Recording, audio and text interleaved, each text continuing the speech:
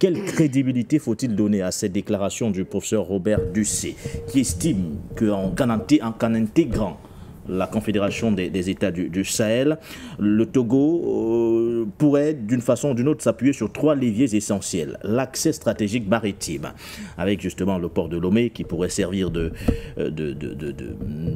transit pour les marchandises des pays de l'AES, l'unité politique renforcée, le combat pour lequel vous vous battez au quotidien, cette unité politique du continent, mais surtout la souveraineté africaine affirmée. D'abord, bonsoir à tous. Je crois que la question de l'adhésion de l'AES ne doit pas devenir une espèce de fonds de commerce pour tous les aventuriers politiques de tous bords au niveau du continent africain qui refusent de donner la plénitude de la souveraineté à leurs propres concitoyens pour se réfugier derrière les chimères comme cette histoire de l'adhésion du Togo au niveau de l'AES. Ça vous n'êtes pas un peu dur en traitant justement il faut être dur. Les autorités togolaises d'opportunistes. Ils sont très opportunistes par rapport à cette histoire de leur adhésion à l'AES. Parce qu'ils mettent en avant des présupposés qui sont faux de bout en bout. Vous avez parlé par exemple de la question idéologique. Où est la cohérence idéologique entre un pouvoir familial et clanique qui dure depuis l'assassinat de président Olympio jusqu'au jour d'aujourd'hui et qui règne sans partage au niveau du Togo. Et après toutes ces longues années de souffrance pour ce peuple, avec les violences que ce peuple a subies, est-ce que l'AES aujourd'hui sera comme un dépotoir de tous ceux qui ont tourné le dos, n'est-ce pas, à une fraternité sincère vis-à-vis de leur peuple pour le fallacieux prétexte de prolonger indéfiniment certains pouvoirs claniques et familiaux. Il faut faire très attention avec cette affaire. Donc pour moi, ça va être un peu comme un mariage impossible. Nous avons d'un côté l'AES qui est une structuration, une fondation réellement authentique d'une souveraineté africaine affirmée, et d'un côté un opportunisme de mauvais aloi qui tente de s'agripper à quelque chose qui reçoit l'assentiment de l'ensemble du peuple africain aujourd'hui pour faire peau neuve. Ce n'est pas cela qu'on demande au gouvernement togolais. Il est passé d'un régime présidentiel à un régime pratiquement parlementaire, mais en chamboulant complètement la donne et en se redonnant la possibilité de maintien au pouvoir de ce clan familial habitant aeternam. Alors que les Togolais, je crois que chez Lonsomba nous le rappelait maintenant, c'est lui qui a les chiffres, continuent de croupir dans les prisons. Les droits élémentaires au Togo, n'est-ce pas, sont complètement piétinés par ce pouvoir. Il n'y a pas un véritable développement économique au niveau du Togo, malgré le fait qu'ils ont justement ce bord de mer. Donc, il faut... Et que faites-vous justement de tous les éléments qui sont relevés par le professeur Robert Dussé? On parle tout de même de l'accès maritime, qui est un axe stratégique. Vous vous souvenez du positionnement de la diplomatie togolaise au moment de la brouille entre la communauté économique des États de l'Afrique de l'Ouest et ces pays de l'AES. Le Togo a été l'un des rares pays à avoir refusé de fermer ses frontières à ce pays, parce qu'en parfum d'homme, cette façade maritime a été utilisée. Que faites-vous de l'unité politique renforcée, évoquée par le professeur Robert Dussé? Que faites-vous de la souveraineté africaine affirmée? Est-ce qu'il faudrait d'un revers de la main balayer tout de même ces arguments pertinents, à mon avis, qui sont évoqués dans cette publication, du moins dans cette sortie? D'accord. Quand on parle de souveraineté africaine, n'est-ce pas, il y a des choses qui sont tangibles. En quoi le Togo, lui, actuellement, est un État souverain? En quoi? C'est un pays encore sous domination impérialiste par les deux bons. En quoi? Donc, il ne faut pas utiliser l'histoire de cet accès à la mer. D'ailleurs, il se comporte là, pratiquement comme les commerçants de la pire espèce que nous avons dans nos marchés, le batteleur en foire. Donc, il faut faire très attention. Il faut faire attention avec ces propositions qui sont des propositions même extrêmement dangereuses à la limite, si sur le plan même du renseignement, tout n'est pas bien analysé et dosé pour voir s'il n'y a pas une autre idée derrière. Parce que le Togo actuel, dans sa configuration actuelle, dans son existence actuelle, dans sa manière de fonctionner actuelle, est complètement aux antipodes de l'idéal que est en train de mettre en avant les États de l'AES. Donc ce n'est pas parce que les États de l'AES n'ont pas un accès à la mer facile que n'importe quel premier venu, n'importe quel kidam viendra leur vendre cette affaire-là comme si c'était la chose qu'ils devaient absolument courir vers ce pays parce que cela leur permettrait de résoudre un problème stratégique. Je rappelle quand même que l'AES vient de recevoir la visite du président ghanéen. Oui. Qui a aussi fait des propositions qui vont dans le sens de leur donner des possibilités d'ouverture à la mer. Donc, est-ce que c'est une course effrénée? Bon, pour le président Dramani Mahama, lui encore, il bénéficie, n'est-ce pas, d'une certaine crédibilité, ce qui n'est pas le cas du Togo.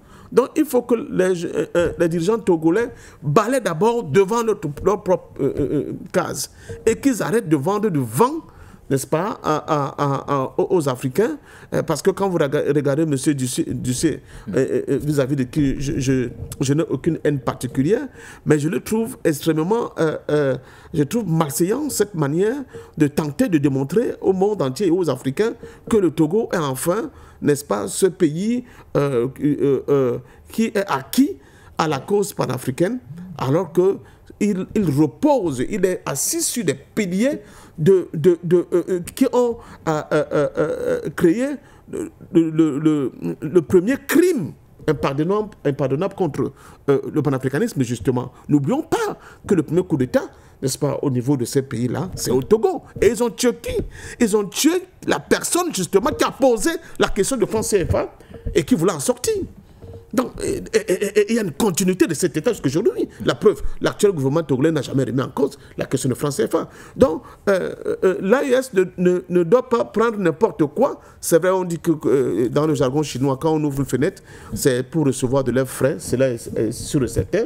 C'est le sens de l'achat d'Iptako Gourma. Oui. Mais oui, mais peut-être là, ce ne sont pas seulement une mouche qu'on reçoit, mais c'est un essaim de mouches qui risque de rentrer au niveau de l'AES et dénaturer complètement, n'est-ce pas, la vision, le projet, n'est-ce pas, panafricain et extrêmement important pour les Africains que constitue l'AES. Donc, moi, une fois de plus, je crois qu'il y a des gens qui ont créé un problème. Ils ont peur qu'au niveau de leur père, ils soient questionnés ce nouveau régime qu'ils sont en train de créer, qui va consacrer la durée indéfinie d'un clan familial au pouvoir. Et pour cela, ils sont prêts à aller se réfugier dans l'AES. Et ils donnent même un très mauvais exemple, une très mauvaise vision de l'AES. L'AES, cher monsieur, ce n'est pas un espace où les peuples n'ont plus de parole. Ce n'est pas un espace où on peut piétiner la souveraineté populaire parce qu'on va rester au pouvoir éternellement. Donc l'AES ne peut pas être un réceptacle qui prend toute cette culture de caniveau de ces dirigeants france-africains qui ne veulent pas comprendre qu'au-delà du fait qu'ils sont au pouvoir, il y a aussi les exigences, mais surtout la volonté du peuple qu'il faut respecter un tant soit peu. Donc moi, je le dis avec des mots simples, que ce qui se passe là, c'est une opération à la pem-pem-pem, n'est-ce pas, de M. Doucier pour tenter, en fait, il intimide la CEDEAO en lui disant, si vous tentez de rentrer dans nos affaires, voici ce dont nous sommes possibles, voilà ce que nous sommes possibles de faire. Mais en même temps, ça peut être une opération bien montée de la puissance française pour introduire justement le ver dans le fruit, parce que je ne vois pas en quoi et comment M. Faure Yadema aujourd'hui correspond au canon et au canon de prise de pouvoir aidé par le peuple que les différents dirigeants de l'AES aujourd'hui peuvent se targuer. Et pour moi, c'est une fois de plus quelque chose qui chagrine de voir encore les dirigeants africains en plein 21e siècle, au lieu vraiment d'être en cohérence avec le propre peuple, d'être en cohérence avec l'idéal même du panafricanisme, continuer de prolonger cette traîtrise qui a fait le malheur de l'Afrique et du panafricanisme, mais cette fois-ci avec une nouvelle toge, la toge de quelqu'un qui soi-disant se présente comme panafricain. Je ne crois pas du tout. De toute façon, c'est mon point de vue et j'espère que les dirigeants de l'AES seront assez vigilants de ne pas accepter tout, parce que ça va être un mariage entre la carpe et le lapin. Voilà. Sylvain Ebogou, le Togo, 4e membre de la Confédération de l'AES, y croyez-vous ou pas? Merci. Je souris depuis un certain temps que j'ai entendu cette question. Vous savez, les Africains, il y a beaucoup de nos intellectuels avec leur position, leur prise de parole, qui nous donnent l'impression que ce sont des intellectuels formés au rabais. C'est le cas du professeur Robert Dussé, qui intervient 2 fois sur ce point. Mais est-ce que le Togo s'est départi de la France? Est-ce que le Togo est prêt à quitter la CEDEAO? Est-ce que Faure Gnassingbé est prêt à libérer au moins 100 prisonniers politiques qui sont au Togo? Est-ce que le Togo est prêt à laisser les Togolais s'exprimer? Au Togo aujourd'hui, la presse est muselée, la population est muselée, l'opposition est muselée. Ce président qui met son propre frère en prison au nom du pouvoir. Le Togo qui a provoqué l'escalade des coups d'État en Côte d'Ivoire après l'assassinat de Sylvanus Olympio. Voici quelqu'un qui a changé toute la constitution togolaise pour se maintenir au pouvoir. Pour nous, tout ce qui se dit aujourd'hui, c'est une stratégie de self-protection, c'est-à-dire se protéger lui-même, durer au pouvoir, et en tout cas, au cas où la France voulait l'enlever, ou bien si on se demande même s'il n'est pas une top de la France qui veut pénétrer, en tout cas, l'AES. Faure Gnassingbé, ou bien le Togo, dans sa composition actuelle, n'est même pas prêt à respecter les règles d'entrée dans l'AES. Le Togo ne peut pas être, en tout cas, un 4 membres, parce que les membres fondateurs qui ont créé l'AES sont des gens qui sont vigilants.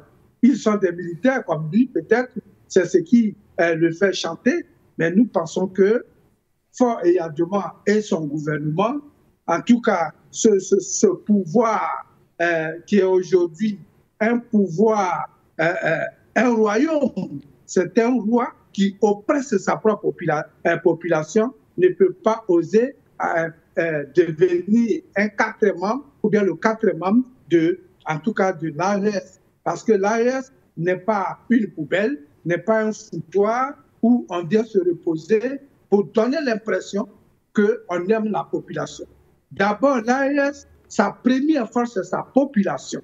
Sa population qui a propulsé ses leaders au pouvoir. Sa population qui a eu assez des exactions de la France et de la France-Afrique. Donc, sa population qui a dit assez, c'est assez. Est-ce que Faure Gnassingbé aujourd'hui est prêt à laisser sa population de s'exprimer dans la rue comme elle veut?